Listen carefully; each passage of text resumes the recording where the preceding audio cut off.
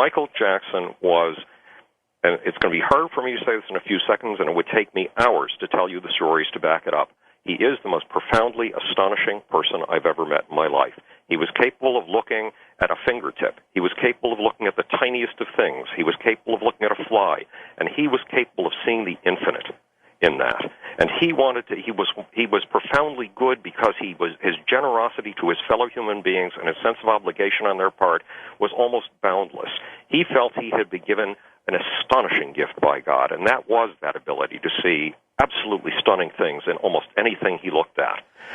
And he felt it was his obligation to give that experience to you, to me, to everybody he possibly could on this planet, and he put his entire life on the line to fulfill that obligation. He was, again, generalizations don't capture it. He was beyond anything I'd ever imagined in my life. And remember, I'd worked with Bette Midler and Bob Marley and AC/DC, Aerosmith, and Kiss and Queen, but on the more positive side, Billy Joel and Paul Simon and all kinds of amazing people.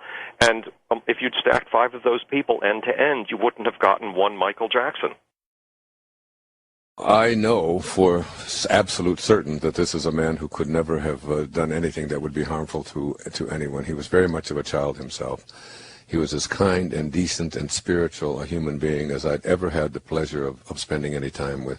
I dedicated one of my books to him. When you look at his enormous talent and the commitment that he had to ending world hunger, for example, he personally was responsible for cutting the number of people starving to death on this planet in half back in the 1980s and 1990s with We Are the World. It was totally, and he took no money for it at all.